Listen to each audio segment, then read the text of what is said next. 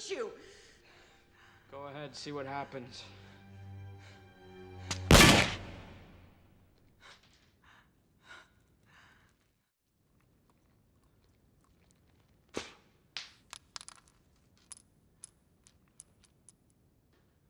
Don't do that. Hey! Hey! Are you gonna pay for that?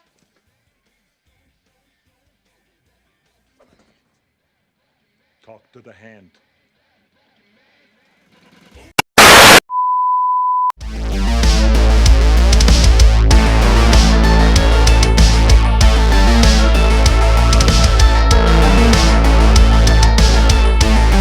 There is a lot of anniversaries this year for a lot of movies. I already reviewed one Arnold Schwarzenegger film. Time for another! Another that's not looked upon in a good light, but better than the sewage water that came after. Terminator 3 Rise of the Machines was released 20 years ago. Dang! I remember going to the movie theater watching this 20 years ago. Dang! Time has flown. But it was released on July 2nd, 2003. The anticipated but not anticipated sequel to the legendary classic 1991 Terminator 2 Judgment Day. As a 12/13-year-old, I was looking forward for this film for reasons I don't know why at the time. Maybe because I wanted to see another Terminator movie. I don't know.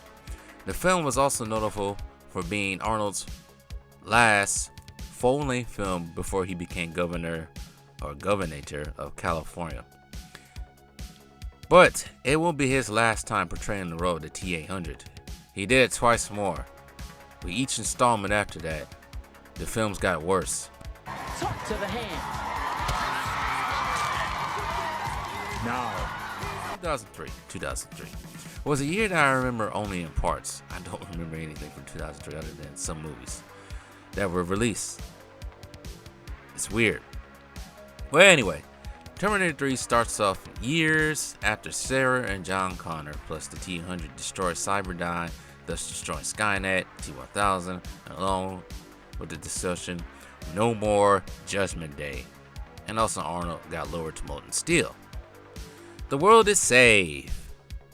But if anyone remembers the good old show Universal Studios Terminator 2 Judgment Day Battle Across Time 3D, Skynet is up to their old tricks, but once again they're stopped by John in the Arnold. Well, Terminator 3 said, What changed? Yeah, what changed? Right? Wrong. well, we pick up with the now adult John Connor living off the grid. So no assassins of Skynet can find him in case somehow, someway, Skynet has another plan to kill him somehow and the Sith return. We don't know how both return, but anyways. It's a lonely, depressing existence for John until he decides to crash his bike and finds himself breaking into an animal hospital to repair his wound, not knowing that a new Terminator has arrived from the future. The dangerous, but sexy at the same time, TX, played by Kristanna Loken. Man, young me when I saw her on screen. Damn! Even now, still, damn! But anyways, TX is just a skinnier version of the T-800 model that shapeshifts like the T-1000. But TX goes on a killing rampage, killing John Connor's future soldiers as well as getting a boo job along the way.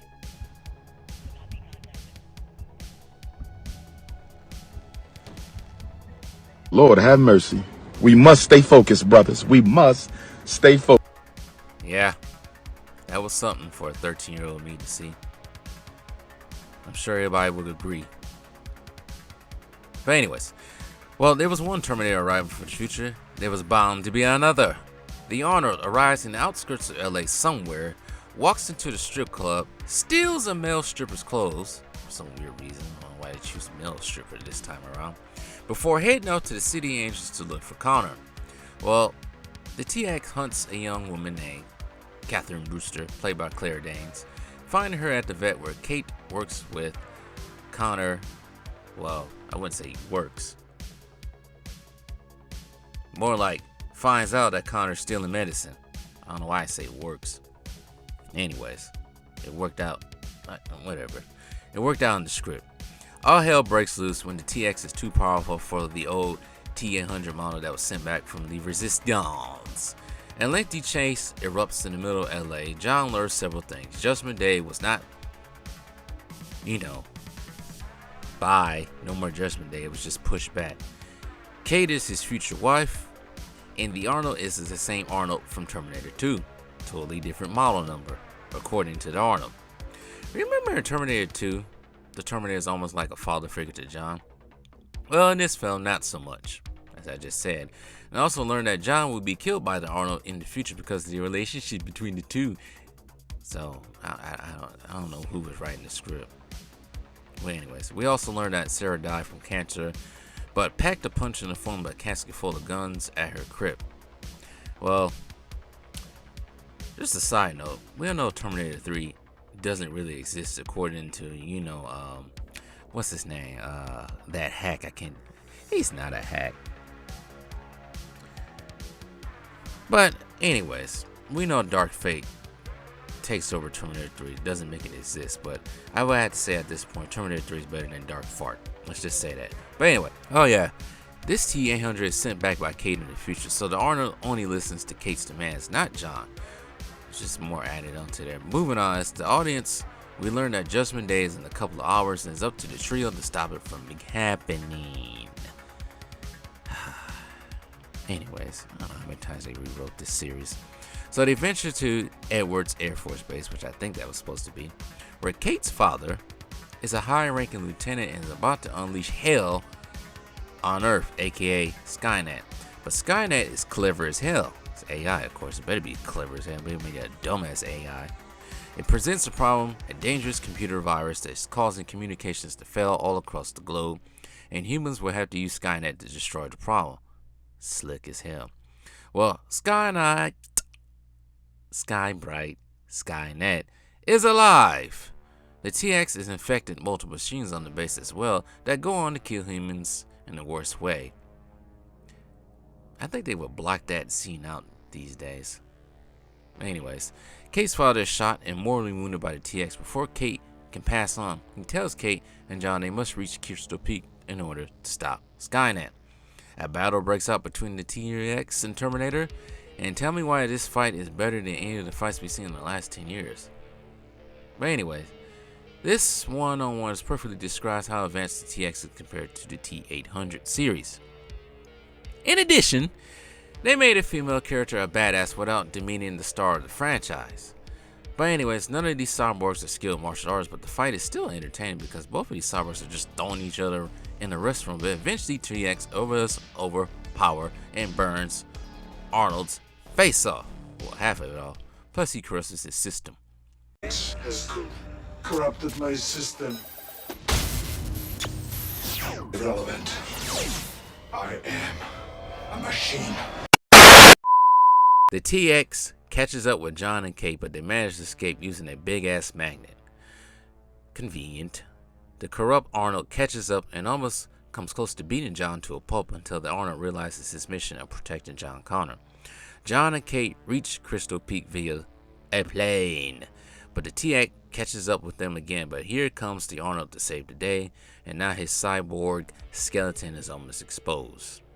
The Arnold stops a blast door from closing in on them, also in order for John and Kate to get through. But here comes the TX and its, or she, exoskeleton grabbing John by the legs. I think they do call it a she in the movie at one point in time. I think it's Kate or John, but anyways, it's not important. But the Arnold grabs the TX and the Arnold shoves his power cord down the TX's throat. Thus, the cell becomes unstable, blowing them apart. And also, I'll get to that later. Now, once John and Kate overcome the obstacle, they realize there's no going back due to the Arnold's power cell destroying the blast doors, thus the rubber blocking the exit. But things get real scary for the two as they continue to push into the Crystal Peak base. It was revealed in that bunker there was no sign of Skynet's core, and John comes to the conclusion that the Arnold and Kate's dad led them to a bunker to wait out. And when I mean wait out, the bombs, the nuclear bombs, to fall on the world as the world recognizes it's under attack by Skynet. John receives a transmission in the bunker, finally accepting his destiny as he hears the bombs dropping. Well, he doesn't hear the bombs dropping, but he can hear the fear in everybody's voice as they're trying to talk to him, trying to figure out what's going on in that transmission. He also realizes his destiny awaits as the leader of the human resistance. The war against Skynet has begun with some, I guess, somber, emotional music at the end, bombs falling everywhere, and the Terminator skull and the dust and ashes, and then credits. Before we go on with the show, how about you guys like, share, subscribe to Franchise History TV, even comment down in the comments down below. I'm also on Instagram at franchise_TV and on Twitter at TV_franchise. I also have 2 other channels if you are interested: Lone Wolf Adventure TV and Franchise 2 Sports. So yeah, subscribe to those 3 channels. And also like, share, subscribe on all 3 of them. I say subscribe 3 times. I'm done. Bye. Terminator 3 Rise of the Machines was the 7th highest grossing film in 2003, behind the likes of Lord of the Rings Return of the King. I probably gotta do a freaking... Yeah, I gotta do one on that eventually. Later in the year. I'm not doing one on the Matrix Reloaded. Finding Nemo, I'm not doing one. No reviews on that. But those 3 movies, just to name a few. Shocking, this movie actually made more money than X-Men 2. But then again, it's the Terminator. Terminator X-Men. I don't know. I think somewhat this Terminator sequel was anticipated highly due to it being the Arnold's last movie before becoming the governor of California. Plus, this Terminator franchise, which still had a little life in it at the time. Now, we know 6 years later, another sequel will be released in Terminator Salvation, starring Christian Bale as John Connor and Sam Worthington as Marcus Wright. A different kind of Terminator. But I think out of all the Terminator sequels after Terminator 2, I still think Terminator Salvation is the best one. That's just, it's more, I wouldn't say it's more grounded, but it's just better than what you see after that. But many fans of the series were not a fan of Terminator 3. As a 13-year-old, I thought this movie was bleak. You wanted the heroes to avoid Judgment Day, but in later years, you realized in Terminator 2, Judgment Day was avoided already. It was saved. The world was saved.